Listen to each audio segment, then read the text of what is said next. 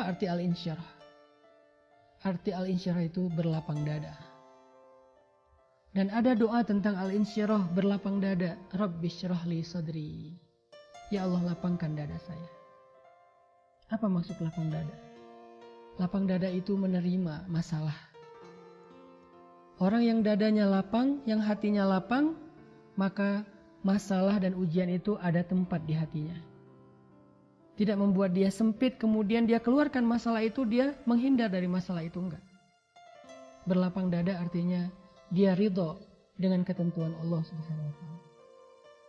Dia ridho dengan pemeliharaan Allah Subhanahu wa Ta'ala. Dia ridho dengan pilihan Allah untuk hidupnya. Dia ridho dengan takdir yang Allah berikan dan Allah gariskan dalam kehidupan dia. Dia ridho. Syarhus sadar, dia lapang dadanya. Sehingga siapa yang lapang dadanya, kata Allah, wa wada'na anka wizra, Allah akan turunkan beban dari punggungnya. Kalau kita bisa berlapang dada, maka masalah akan terasa ringan. Bagaimana cara berlapang dada? Ridho. Ridho karena kita percaya Allah adalah sebaik-baik yang mengatur. Pilihan Allah itu udah terbaik dalam kehidupan kita. Suami kita, istri kita, pasangan kita itu adalah pilihan Allah. Yang sudah menjadi halal bagi kita, jodoh kita itu pilihan Allah. Dan itu yang terbaik dalam hidup kita. Dan kita percaya Allah nggak salah pilih. Sehingga ketika kita nerima, ridho, menjadi ringanlah masalah kita. Wa rafa'na laka dzikrak, kami angkat kemuliaanmu, derajatmu. Sehingga ketika kita lapang dada, masalah kita menjadi ringan, maka Allah akan angkat derajat kita menjadi orang yang mulia di sisi Allah. Bagaimana? Allah akan sebut nama kita di antara para malaikat. Allah akan mention kita di dalam majelisnya yang mulia di Arasy dan di Baitul Ma'mur. Mention nama kita. Nama kita disebut. Fulan bin Fulan, hambaku yang aku cintai. Dia itu adalah hamba yang ridho dengan ketentuanku. Wahai malaikat, cintailah dia. Lalu semua malaikat mencintai dia. Lalu malaikat turun ke bumi memberitakan kepada seluruh penduduk bumi kecuali jin dan manusia untuk mencintai dia. Sehingga ikan mencintai dia, burung mencintai dia, seluruh makhluk, angin, tumbuhan mencintai dia. Wa rafa'na laka dzikrak. Kami tinggikan derajatmu. Makanya Nabi itu dicintai oleh semesta. Batu nangis kalau Nabi nggak mengusap ke atasnya. Nabi tidak duduk di atas pohon, pohon itu menangis. Ketika Nabi bersandar di bawah pohon, pohon itu menunduk. Ketika Nabi berjalan di bawah terik matahari, awan melindungi beliau menjadi payung. Semesta mencintai Nabi. Kenapa?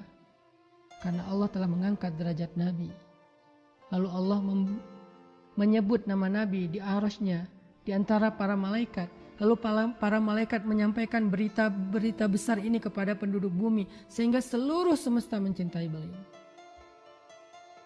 Maka itulah yang terjadi kepada hamba yang ridho dan berlapang dada.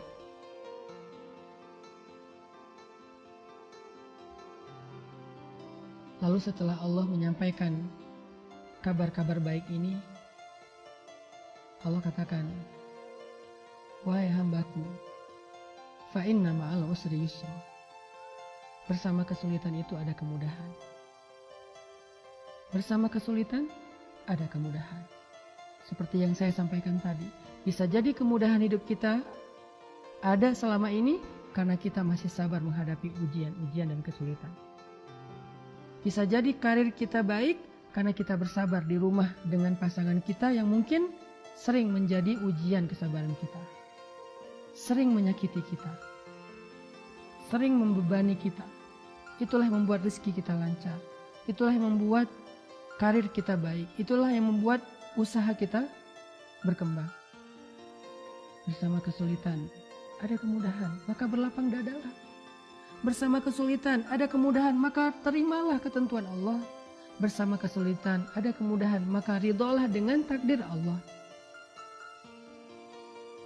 Fa'idha faragta fansab wa ila rabbika farghab. Berharaplah yang baik-baik kepada Allah. Berharaplah yang indah-indah kepada Allah.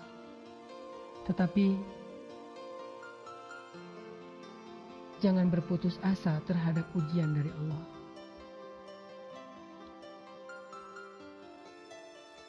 Jangan berputus asa dari pertolongan Allah. Jangan berputus asa karena Allah tidak pernah meninggalkan kita. Mudah-mudahan surat Al-Insyirah ini bisa kita mengerti setelah surat Ad-Duha. Jadi sekarang teman-teman kalau baca Al-Quran udah punya 2 surat yang bisa dibaca dengan pemaknaan. Coba ketika baca surat Al-Insyirah di dalam sholat, teman-teman renungkan kalimat fa inna ma'al usri yusra. Inna ma'al usri yusra. Bukankah bersama kesulitan ada kemudahan? Bukankah bersama kesulitan ada kemudahan?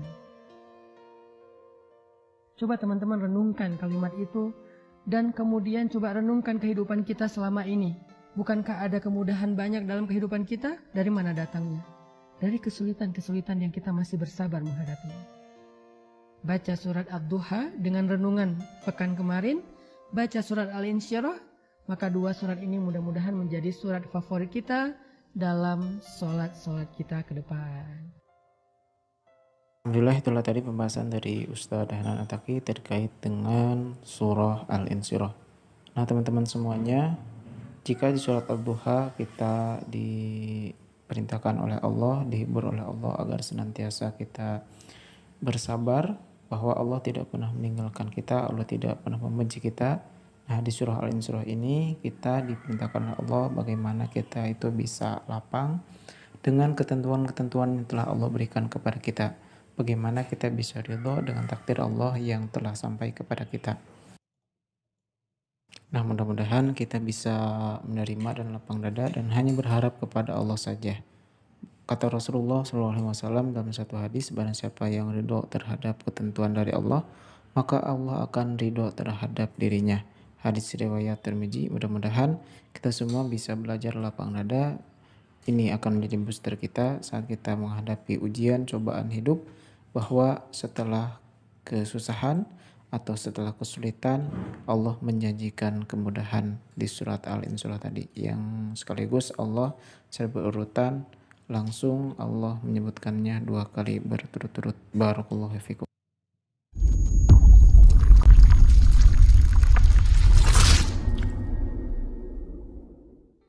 Bismillahirrahmanirrahim. Assalamualaikum warahmatullahi wabarakatuh. Alhamdulillahirrahmanirrahim. Sampurasun kasadayana.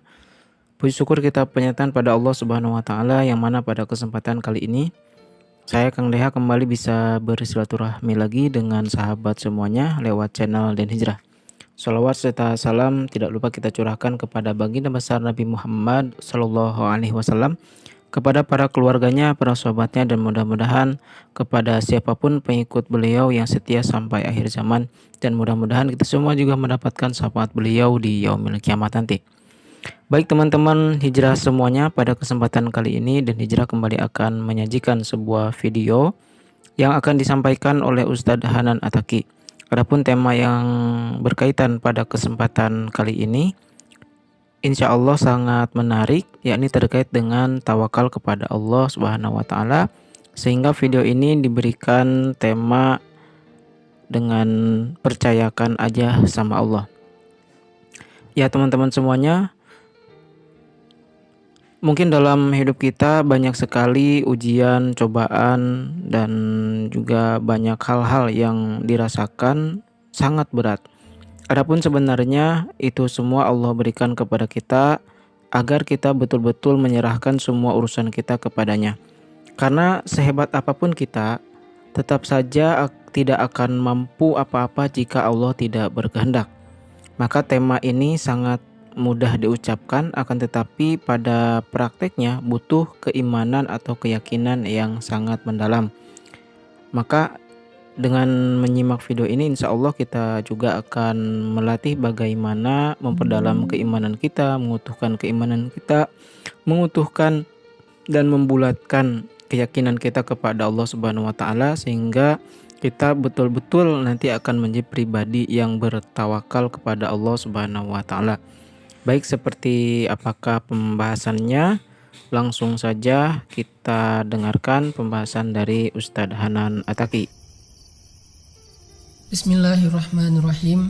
Assalamualaikum warahmatullahi wabarakatuh. Pada kesempatan ini saya pengen sharing sama teman-teman sekalian tentang masalah tawakal. Ada sebuah kisah yang cukup inspiratif menurut saya tentang masalah tawakal. Ini terjadi di dalam kehidupan seorang solehin. Jadi ini bukan kisah Nabi atau kisah para sahabat, karena kalau kisah Nabi kita tahu banyak banget tentang masalah tawakal. Begitu juga dengan sahabat. Kali ini kita coba renungkan kisah seorang solehin, seorang laki-laki solih yang terkenal di masa lalu. Namanya Hatim Al-Asham. Hatim Al-Asham adalah seorang laki-laki yang tunarungu atau tidak bisa mendengar, sehingga dengan keterbatasannya itu dia menjadi orang yang miskin, tidak punya pekerjaan tetap. Hatim Al-Asham punya sebuah keinginan untuk berhaji, karena setiap tahun dia melihat orang melakukan ibadah haji dan dia sampai saat ini belum bisa melakukan rukun Islam yang kelima tersebut. Setiap kali orang-orang pulang berhaji, dia selalu bertanya gimana keadaan di Mekah, gimana keadaan di Madinah, gimana dengan tawaf dan seterusnya. Seolah-olah dia ingin sekali melakukan ibadah haji seperti mereka, tetapi dia tidak mampu. Namun dia tidak berputus asa terhadap rahmat Allah, sehingga dia terus meminta kepada Allah dan berdoa agar Allah berikan kemampuan untuk berhaji. Satu hari, putrinya melihat Hatim Al-Asham sedang duduk di depan rumah dengan wajah bersedih. Putrinya bertanya dengan bahasa isyarat yang artinya, "Kenapa ayah bersedih?" Hatim kemudian menjawab, "Wahai anakku, ini adalah akhir dari bulan Zulqa'dah. Sebentar lagi masuk bulan Zulhijjah atau bulan haji. Dan aku berharap bisa melakukan ibadah haji." Kemudian anaknya mengatakan dengan bahasa isyarat, "Berangkatlah wahai ayah. Kenapa ayah tidak melakukannya sekarang?" Hatim Al-Asham kemudian mengatakan, "Aku tidak punya biaya dan aku juga tidak punya nafkah untuk ditinggalkan bagi kalian." Kemudian putrinya memberi isyarat menunjuk ke langit bahwa Allah Maha Kaya. Allah yang akan memampukan dan memberi biaya untuk ayah, dan Allah juga yang akan memberikan nafkah untuk kami. Dengan wajahnya yang berseri-seri, putrinya meyakinkan ayahnya, sehingga akhirnya Hatim Al-Asham meminta izin kepada istrinya dan kepada seluruh anak-anaknya untuk berangkat haji tahun ini.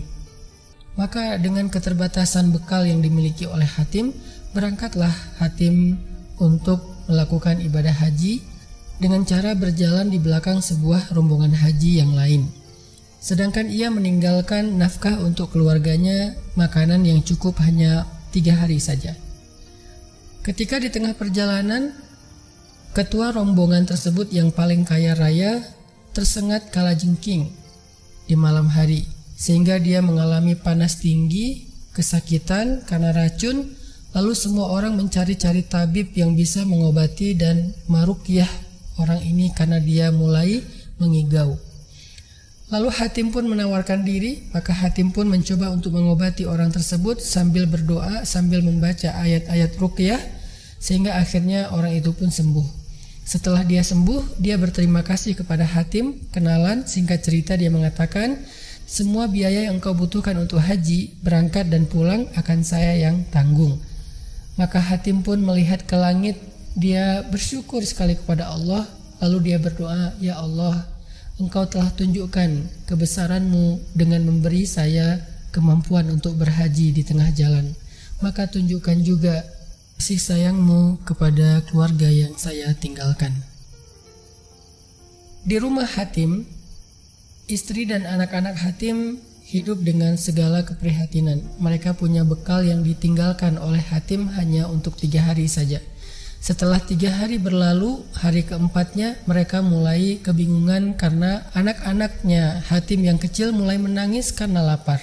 Lalu istri Hatim menyalahkan putrinya yang paling besar, yang sulung, yang paling semangat mendorong ayahnya untuk berangkat haji. Istri Hatim mengatakan kepada putri sulungnya, "Wahai putriku, sekarang bagaimana dengan kita?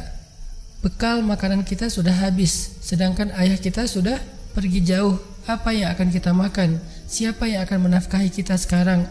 Ketika istri Hatim memarahi putrinya, putri sulung ini justru tersenyum. Sehingga ibunya malah bingung dan bertanya, "Wahai putriku, kenapa engkau malah tersenyum? Bukankah kita sedang kelaparan sekarang?" Maka putrinya dengan tenang bertanya kepada ibundanya, "Ya ummah, wahai ibu, ayah itu ar-razzaq atau akilur rizq, pemberi rezeki atau pemakan rezeki." Ibunya dengan spontan menjawab, "Ayah itu pemakan rezeki, sedangkan pemberi rezeki adalah Allah." Maka putrinya dengan tenang mengatakan, "Wahai ibu, ya ummah, pemakan rezeki itu telah pergi, sedangkan pemberi rezeki bersama dengan kita dan tidak akan meninggalkan kita." Tiba-tiba terdengarlah seseorang mengetuk pintu rumah mereka. Lalu dari dalam istri Hatim bertanya, "Siapa?" Lalu orang itu mengatakan, "Saya utusan raja yang ingin meminta minuman kepada kalian." Akhirnya istri Hatim memberikan air kepada utusan tersebut. Lalu ketika utusan itu memberi air kepada raja, raja meminumnya. Ternyata rasa air itu sangatlah nikmat bagi raja. Sampai raja bertanya, "Ini kamu dapatkan air dari mana? Saya belum pernah meminum air senikmat ini." Lalu utusan tersebut mengatakan, "Dari rumah Hatim, dari sumurnya Hatim." Hatim siapa? Hatim al-Asam, Hatim si tuli. Maka kemudian raja mulai mengingat, karena nama Hatim termasuk nama yang cukup terkenal di antara nama orang-orang solih. Akhirnya raja ini melepaskan sabuk pinggangnya yang di dalamnya ada emas dan permata dan memberikan kepada utusan, mengatakan, "Berikan ini sebagai hadiah dan ucapan terima kasih kepada Hatim al-Asam." Lalu raja ini mengatakan lagi kepada pejabat-pejabatnya, "Siapa di antara kalian yang mencintai saya, maka lakukanlah seperti yang saya lakukan." Akhirnya pejabat-pejabat raja ini juga ikut membuka sabuk mereka dan memberikan hadiah kepada keluarga Hatim. Tapi tiba-tiba di antara rombongan raja ada seorang laki-laki yang kaya, pedagang yang sukses. Dia mengatakan, "Biar saya beli semua sabuk pinggang itu, lalu setelah dibeli dengan emas, maka sabuk itu diberikan kembali kepada raja karena dia ingin menghargai rajanya. Dan emas itu diberikan kepada keluarga Hatim al-Asam." Tahukah kita seberapa banyak emas yang diberikan itu? Hampir memenuhi seluruh ruangan di dalam rumah Hatim al-Asam. Dan emas itu bisa dipakai untuk mereka makan dan hidup sampai akhir hayat mereka. Setelah mendapatkan banyak kebaikan ini, tiba-tiba putri sulungnya Hatim al-Asam menangis. Ibunya malah semakin bingung. "Ya bunayyati, wahai putriku, kenapa engkau menangis?" Putri sulung ini mengatakan, "Ya ummah, manusia biasa, hamba biasa, begitu baik hati dan merasa kasihan kepada kita, lalu memberikan kita semua harta ini. Aku hanya membayangkan bagaimana Allah nanti di hari kiamat ketika melihat kita. Sedangkan Allah adalah rajanya para raja yang lebih rahman dan lebih rahim daripada semua raja." Teman-teman sekalian yang baik hati, inilah contoh di antara kebaikan-kebaikan yang muncul dengan tawakal kepada Allah Subhanahu wa taala, dengan tawakal yang benar. Makanya Nabi mengatakan dalam sebuah hadis, "Lau annakum kuntum tatawakkaluna 'ala Allahi haqqa tawakkulih, la ruziqtum kama yurzaqut tayr, taghdu khimasan wa taruhu bitanan." Seandainya kalian sungguh-sungguh bertawakal, menyerahkan hidup kalian kepada Allah, sungguh Allah akan memberikan kalian rezeki sebagaimana Allah memberikan rezeki kepada seekor burung. Ia pergi di pagi hari dalam keadaan lapar dan dia kembali di sore hari dalam keadaan kenyang. Hadis riwayat Tirmidzi. Allah juga berfirman di dalam sebuah ayat tentang tawakal. Kata para ulama tafsir, ayat ini adalah ayat inti dari tawakal yang ada di dalam Al-Quran. Surat At-Talaq ayat 2 dan 3, di mana Allah Subhanahu wa taala berfirman, "Wa man يتق الله يجعل له مخرجا ويرزقه من حيث لا يحتسب ومن يتوكل على الله فهو حسبه إن الله بالغ أمره قد جعل الله لكل شيء قدرا. Barang siapa yang bertakwa kepada Allah, maka Allah akan memberikan baginya jalan keluar, dan Dia akan memberikan untuknya rezeki dari jalan yang tidak disangka-sangka.